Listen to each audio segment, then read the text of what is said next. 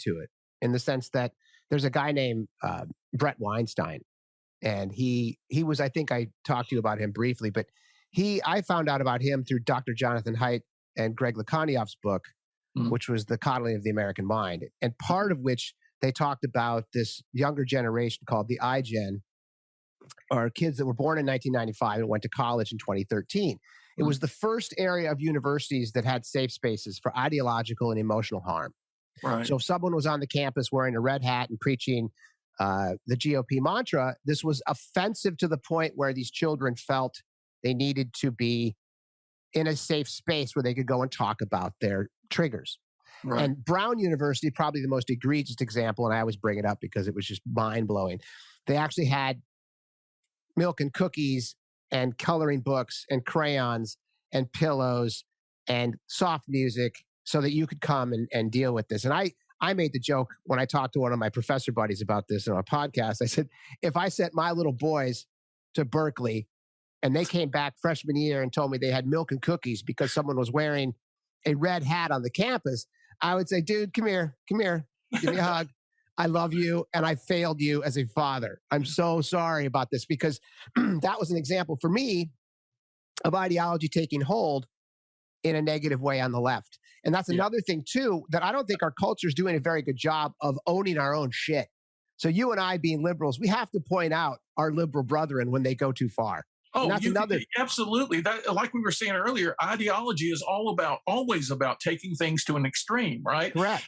And so if governments are established to provide safety for people, okay, what we have to do is get a good, clear, wise, common sense understanding of safety and harm, right? And so to blow up the concept of harm in such a way as that hearing an opposing point of view you feel harms you, right, is to just live in obliviousness with respect to what, say, philosopher John Stuart Mill in 1859 on liberty. He said it's the conflict of ideas that make democracy possible as a form of enlightened governance. So we have to welcome a conflict of ideas, not feel it that any opposing idea is a source of harm to us. And we're seeing that across the nation.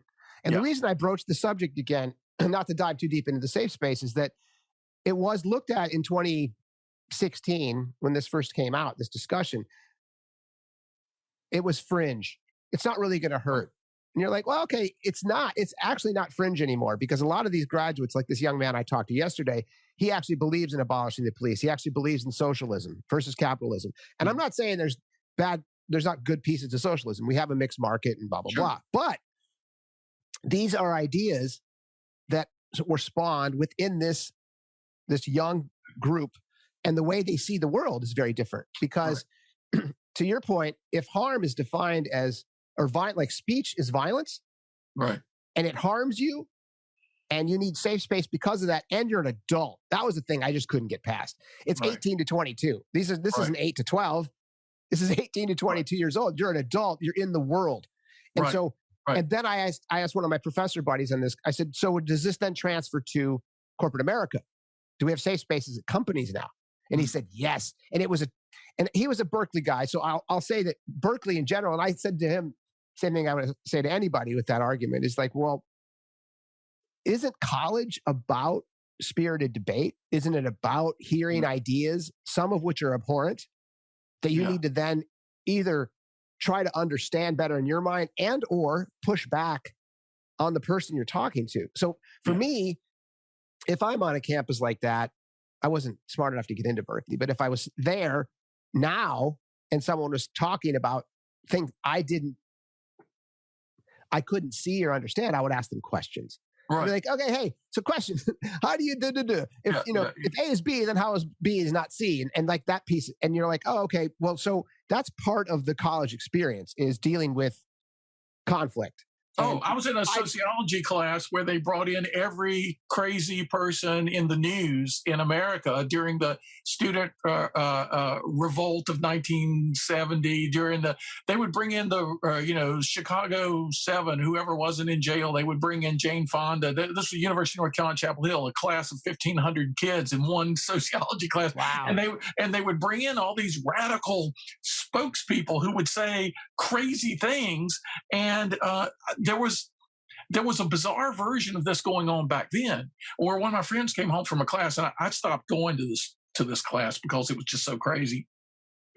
And my friend came home one day and he said, "There's this guy who's a really famous radical at the time. You know, I don't know if he was Weather Underground or what he was, but Right. that he was saying we should all buy used cars as cheap as you can get, drive them to Washington, D.C., put them in a circle around and then just get out, And turn off the leave. engine, Right. with the keys. Let's do a blockade of Washington, D.C. with used cars." And he said, the class is so stupid that they're asking questions that were so stupid. It's almost like, what color cars should we buy? Should they all How be much gas blue? should I have? Yeah, right. I mean, so, but the idea in Berkeley was famous for this, of course, is any crazy idea can be aired. Let's see where it leads in intelligent discussion. And Right. the whole idea of safe space is not as if you or I believe that there's no such thing as dangerous speech. I mean, Correct. you're seeing that in propaganda right now. If you Yes. can convince people of the true is false and the false is true, and human beings are insects and all this kind of thing, that's dangerous speech. It was used by the Yes. Nazis. Has been used throughout human history to do bad things. So it's not as if we're saying that speech can't be dangerous and that there ought to be limits on how dangerous it can be and still be allowed in public spaces. We're not saying that at all. But we're just saying, look, you can go to extremes with anything. You know, be careful your ideology that you're not even aware. Ideology is often like water to fish or air to birds. The people who are in one don't realize they are Right. That's because an it's old fish all around joke. them. Yeah, Right. That's you're right. the fish swims up to his buddy. He's like, "Hey, how's the water?" He's like, "What's water?" Yeah, But right, yeah, exactly.